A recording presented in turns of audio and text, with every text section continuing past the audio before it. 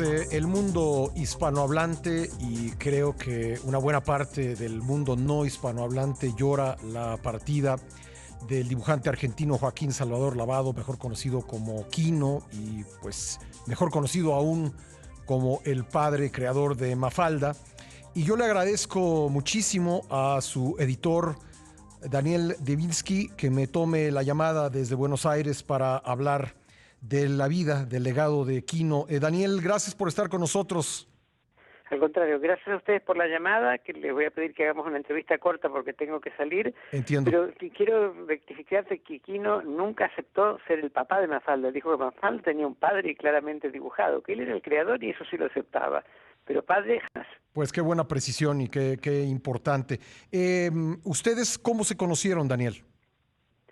Bueno, frecuentábamos ambos la librería de un joven editor por la década, del comienzo de la década del 60, Jorge Álvarez, que fue el que tuvo la iniciativa de publicar el primer libro de Quino, que fue un libro de humor mudo, que se tituló Mundo Quino, que eran viñetas sin texto, de un dibujo muy sencillo, pero realmente muy eficaces.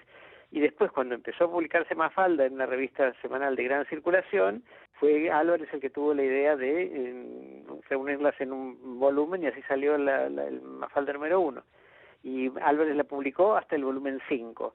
En ese momento ese editorial de Álvarez tuvo algunos problemas financieros importantes y no dejó de cobrar sus derechos, recurrió a mí, a quien era mi socio jurídico en ese momento, porque éramos abogados, para tratar de cobrar.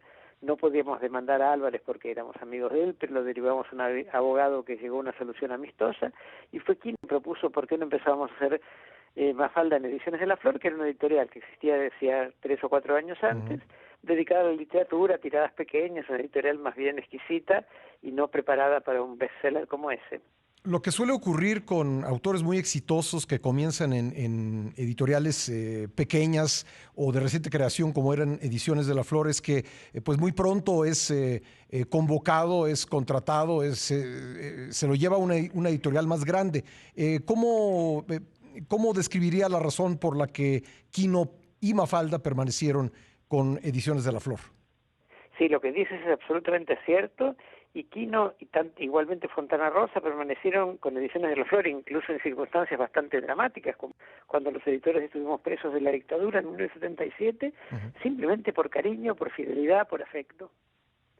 Ahora, deja de publicarse Mafalda antes del golpe militar, pero bueno, cuando los detienen a ustedes, no es pues tanto porque publicaran literatura, digamos, o escritos o textos más formales, si puedo decirlo así, sino porque les molestaba en especial esta tira cómica, esta historieta de Mafalda. No, de ningún modo. El decreto poniéndonos a disposición del Poder Ejecutivo, es decir, presos sin causa judicial, derivó de la prohibición de un libro infantil absolutamente inocente, que era un libro comprado en la República Federal Alemana, que se llamaba Cinco Dedos. Está invocado expresamente en el decreto. Puede ser que publicar Mafalda, pero también a Rodolfo Walsh y demás, hubiera llamado la atención sobre la editorial, pero la causa concreta en el momento no tuvo nada que ver con eso. Ah, de acuerdo. Aún así, pues no era, digamos, del agrado de quienes gobernaban en esa circunstancia el país.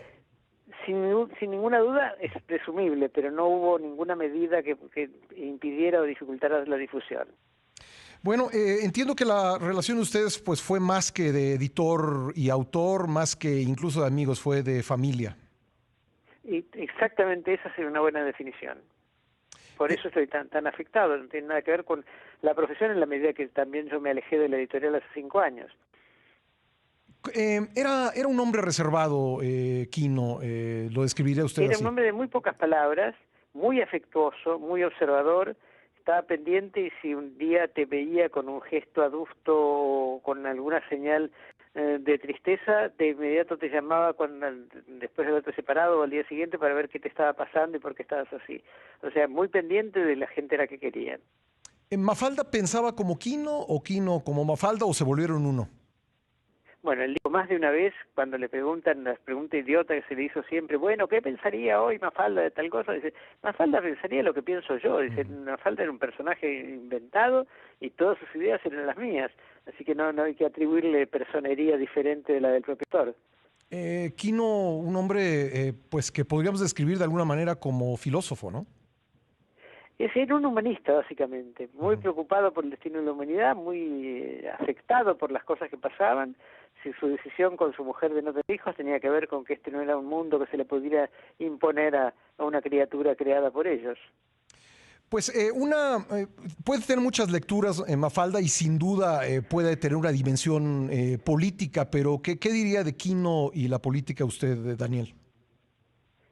Bueno, Quino era un hombre de izquierda, de una familia anarquista andaluza, republicanos, no militó nunca en ningún partido, era un demócrata convencido, defendió los derechos humanos en todo momento, se negó a la utilización política del personaje, y lo más reciente fue una declaración muy enérgica, todavía en los últimos años, cuando se pretendió usar a Mafalda por los grupos que estaban en contra de la ley que permitía la interrupción voluntaria del embarazo, llamada vulgarmente la ley de legalización del aborto.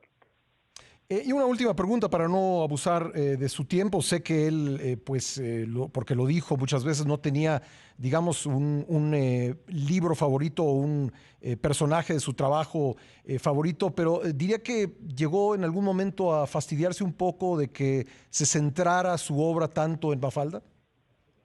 Sí, porque él considera mucho más valiosa la obra que de sus cartones de humor que fueron nucleados en otros libros estéticos. Es decir, él obtuvo su repercusión casi universal a través del personaje, pero él confiaba más o tenía más orgullo por lo que hacía en sus libros de humor gráfico de otra índole. Daniel, yo le aprecio mucho su tiempo. Le mando un abrazo desde la Ciudad de México. Muy agradecido y saludos a todos los oyentes de México. Gracias, Daniel Adiós. Divinsky, el editor de Joaquín Salvador Lavado, mejor conocido como Quino. Son las 10:23 en el tiempo del centro.